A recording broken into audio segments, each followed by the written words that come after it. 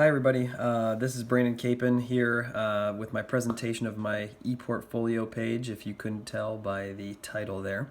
I'm just going to take you through a few of the features of my final website for our final project and tell you about some of the pages and everything that I included in it. So here we go. The first part here is my home page, and as you guys can see, I have a video of myself and it was kind of easy to do. I just kind of did a little introduction and just gave a little synopsis of what the webpage was about, and people could see my face and hear my voice. And what I did is I saved the file simply on my phone and sent it to YouTube.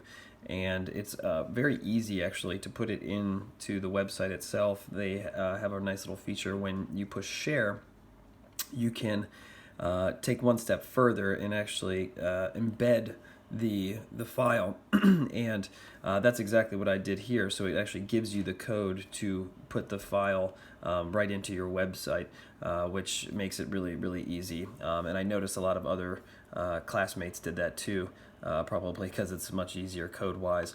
Down here is just a little welcoming couple sentences just showing what type of topics I'm going to be discussing in this ePortfolio. Right here, and I don't know if you can see it on the video very much, but you can see when I put the cursor over it.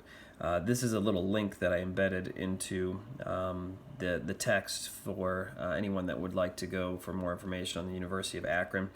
So I thought I'd throw that in there on the home page. Down here is just a list of all the topics that I'll be discussing for the portfolio. I actually have them as links in the navigation bar at the top of the page.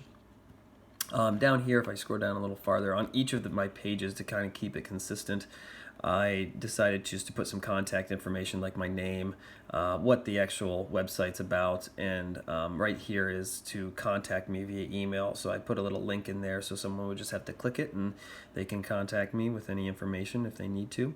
Down here I have a back to top feature. So all you have to do is click on it and it sends you back to the top of the page, and that's on every single one of my pages throughout the final website. I did this little feature on the side. They're kind of sidebars, if you will, and I think it just gives it a little bit of dimension and breaks the page up a little bit. So I have kind of the soft gray background here with the lighter white background here, and as you can see, the background of each one of these boxes in the navigation bar is also that gray, so it makes the lettering pop a little bit, and so you can see it easier. The first page here is the leadership page, and what I did is I try to keep a consistent feature throughout many of my pages, so I try to make it easy and very readable. So I usually start with some type of picture.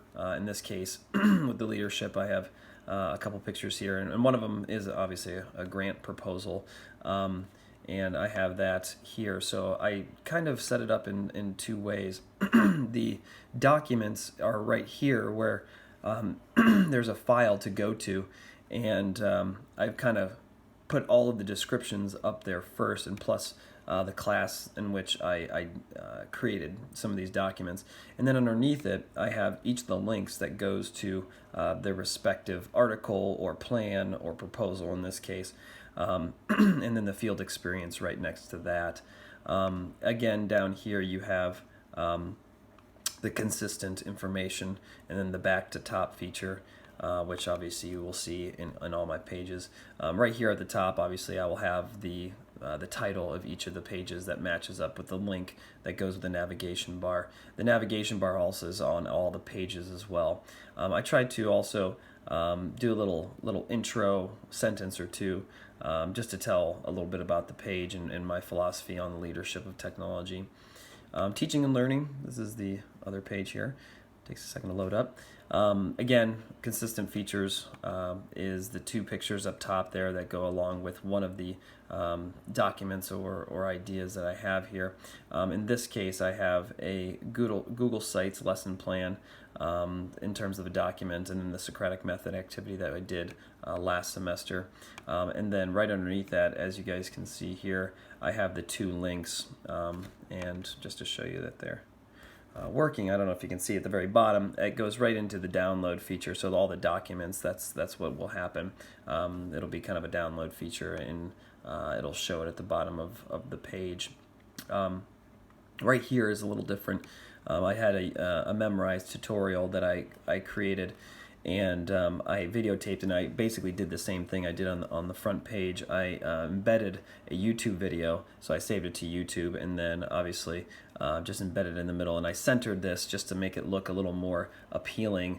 That way it's not off to the side and looks kind of out of place. So there's a wiki here for a link. And as you can see in most of these websites, what I did, I chunked them up into either links or documents so that people know either A, you're going to a website, or B, you're going to have to download a document like a Word document or Google Doc or something like that. So the Reflection Wiki here, I'll show you guys here if my computer will be slow here. Yep, there we go.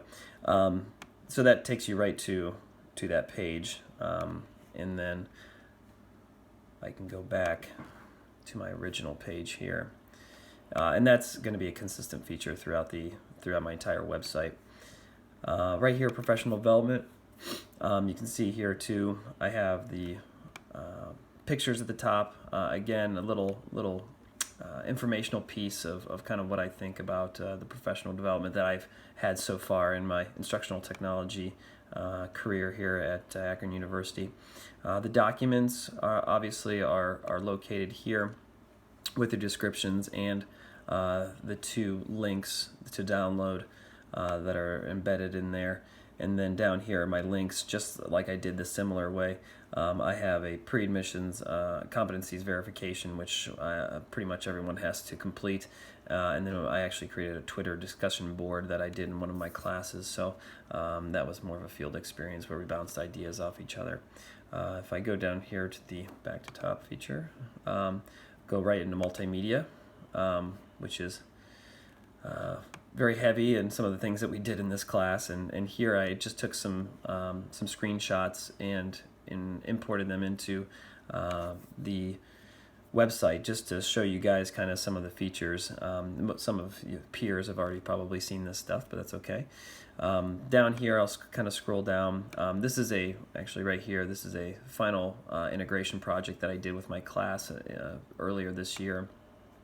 So what I did is I have the link to the actual lesson plan that shows exactly what I did, and some of the data that backs up that particular use of technology in the classroom. Here are the links, and you can see here's the mini projects and the final website links here. And I thought I would have them right down here, which I do. And so when you click it, obviously it shows that it has been used by changing color. So go back to top here. The instructional design page here. I did an online learning environment project, and this is a photo of some of the like this is the Google Classroom, and this is some of the other things that I included in the classroom for some of the features of the actual assignment. And this is a website that I created for that project as an example for students, because they are doing that and they're creating a website in their project too through Google Sites. Right here is the features here, some of the documents, the case studies, the online learning environment, obviously, and each of these I put the class in which I did them, unless I obviously did it outside of class. So, and then you have the design, instructional design. Here is actually just a snapshot of my design document and what the overall setup was, and I think I stayed pretty close in terms of the color features. There's a couple of things obviously I've changed, which I think is part of the process, but it stayed pretty true to my original design, which I wanted to do in the first place. The links are obviously down here in documents, all kind of close to each other there. So if I go back to the top one last time and go to resume. Resume is just a page that shows my current resume. I basically just kind of put it into Paint and decided to just embed it as an image into the actual website, so you don't have to click on anything or download it. It's just kind of on one page, and whoever wants to see it goes right to it, sees all the information that they need, and then they can go from there. So anyway, that is my overall website. I hope you liked it, and I had a lot of fun doing it. Thanks for listening.